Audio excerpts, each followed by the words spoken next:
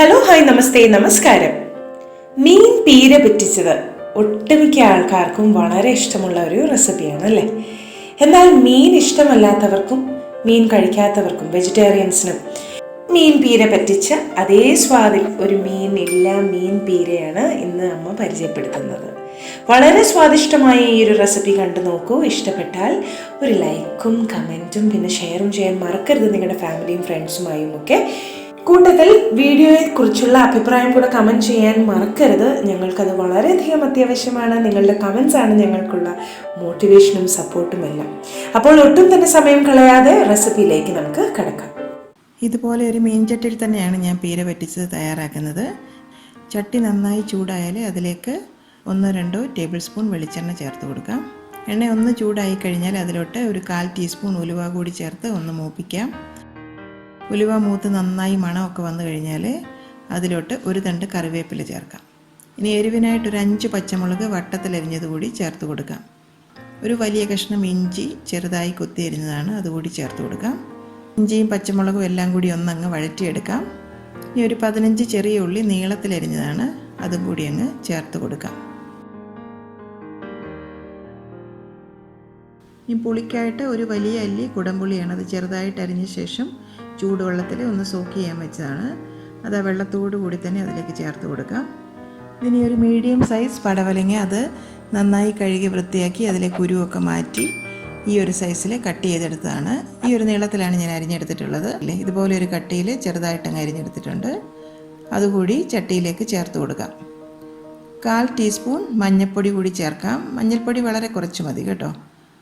എല്ലാം കൂടി ഒന്ന് മിക്സാക്കി എടുക്കാം. ആവശ്യത്തിനുള്ള ഉപ്പും കൂടി ചേർത്ത് കൊടുക്കാം. കഷ്ണങ്ങളൊക്കെ ഒന്ന് വെന്ത് കിട്ടാനായി ഒരു 1/2 കപ്പ് വെള്ളം കൂടി ചേർത്ത് കൊടുക്കാം. അത്രയും വെള്ളം മതിയാകും. ഇനി ഒരു ചെറിയ തേങ്ങ ഇതുപോലെ ചിരകിയെടുത്തതാണ്, മുഴുവനായി ഞാനതങ്ങ് ചേർക്കുകയാണ്.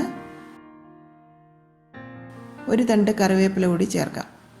1-2 ടീസ്പൂൺ വെളിച്ചെണ്ണ കൂടി അതിൻ്റെ പുറത്തായിട്ട് ഒഴിച്ചു കൊടുക്കാം. ഇനി ഒരു ലോ ഫ്ലെയിമിൽ അടച്ചു വെച്ച് ഒരു 10 മുതൽ 15 മിനിറ്റ് വരെ ഒന്ന് വേവിച്ചെടുക്കണം. പടവലങ്ങയുടെ കഷ്ണങ്ങളൊക്കെ ഒന്ന് വെന്ത് വന്നാൽ മതിയാകും, കൂടുതൽ വെന്തുടഞ്ഞു പോകണ്ട. 10 മിനിറ്റ് കഴിഞ്ഞിട്ടുണ്ട്, നമുക്കൊന്ന് തുറന്ന് നോക്കാം. കുറച്ച് വെള്ളം കൂടി വറ്റി വരാനുണ്ട്. ആ കഷ്ണങ്ങളിൽ നിന്നൊക്കെ വെള്ളം ഇറങ്ങി വന്നിട്ടുണ്ടല്ലോ. തുറന്ന് വെച്ച് നമുക്കിതൊന്ന് ഇളക്കി കൊടുക്കാം. 5 മിനിറ്റ് കൂടി നമുക്കൊന്ന് അടച്ചു വെച്ച് വേവിക്കാം. ഉപ്പൊക്കെ നമുക്കൊന്ന് ചെക്ക് ചെയ്ത് നോക്കാം. ഇപ്പോൾ ആ പുളിയൊക്കെ നന്നായിട്ട് ഇറങ്ങി വന്നപ്പോൾ അല്പം ഉപ്പും കൂടി ആവശ്യമുണ്ട്. ഒരു തണ്ട് കറിവേപ്പില കൂടി വീണ്ടും ചേർക്കാം. ഒരു ടീസ്പൂൺ വെളിച്ചെണ്ണ കൂടി വേണമെങ്കിലും ചേർത്ത് കൊടുക്കാം. അടച്ചു വെച്ച് ഒരു 5 മിനിറ്റ് കൂടി ഒന്ന് വേവിക്കാം. 5 മിനിറ്റ് കഴിഞ്ഞ് നമുക്കൊന്ന് തുറന്ന് നോക്കാം.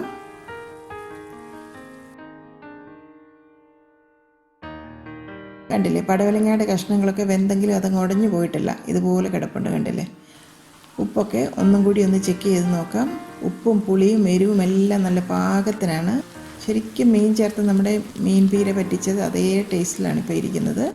വീണ്ടും ഒരു തണ്ട് ഫ്രഷ് ആയിട്ടുള്ള കറിവേപ്പില കൂടി ചേർത്ത് കൊടുക്കാം. ഇത്രയേ ഉള്ളൂ. ഇതേ റെസിപ്പിയിൽ തന്നെ നിങ്ങൾക്ക് കോവയ്ക്ക വേണമെങ്കിലും ചേർത്ത് ചെയ്യാം കേട്ടോ. എന്നാൽ കോവയ്ക്കായാലും കുറച്ചും കൂടി ടേസ്റ്റാണ് പടവലങ്ങ ചേർത്ത് ചെയ്യുമ്പോൾ എന്നാണ് എനിക്ക് തോന്നുന്നത്. ഞാൻ തേങ്ങ ഒന്നും അരയ്ക്കാതെ അതേപോലെ ചിരകി ചേർത്തിരിക്കുകയാണ്. മുളക് പൊടി ഒന്നും ചേർത്തിട്ടില്ല, എരിവിനായിട്ട് പച്ചമുളകാണ് ചേർത്തിരിക്കുന്നത്. വളരെ ടേസ്റ്റിയാണ്. മീനില്ലാത്ത ഒരു മീൻ പീര എന്ന് തന്നെ ഇതിനെ പറയാം. നല്ല ആവി പറക്കുന്ന ചൂട് ചോറിൻ്റെ കൂടെയൊക്കെ നല്ല അടിപൊളി കോമ്പിനേഷനാണ്. എന്തെങ്കിലും ഒരു പുളിശ്ശേരിയും കൂടെ ഉണ്ടെങ്കിൽ ഊണ് കുശാലായി. ഇതുവരെ ഉണ്ടാക്കി നോക്കാത്തവരെ ഒരു പ്രാവശ്യം ഒന്ന് ഉണ്ടാക്കി നോക്കണം. നിങ്ങൾക്ക് ഇഷ്ടപ്പെടാതിരിക്കില്ല തീർച്ച.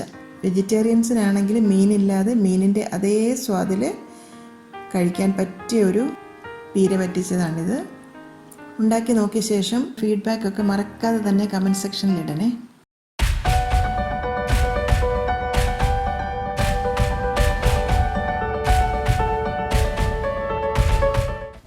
എൻ്റെ അമ്മയുടെ ഇന്നത്തെ ഈ റെസിപ്പി നിങ്ങൾക്ക് ഇഷ്ടമായെങ്കിൽ ഈ വീഡിയോ നിങ്ങൾ തീർച്ചയായും ലൈക്ക് ചെയ്ത് ഷെയർ ചെയ്ത് ഞങ്ങളെ സപ്പോർട്ട് ചെയ്യണം. ഒപ്പം തന്നെ കറി വിത്ത് അമ്മ സബ്സ്ക്രൈബ് ചെയ്യാനും ബെൽ ഐക്കൺ ക്ലിക്ക് ചെയ്യാനും മറക്കരുത്. പെട്ടെന്ന് തന്നെ ഞാനും അമ്മയും മറ്റൊരു റെസിപ്പിയുമായി എത്തും.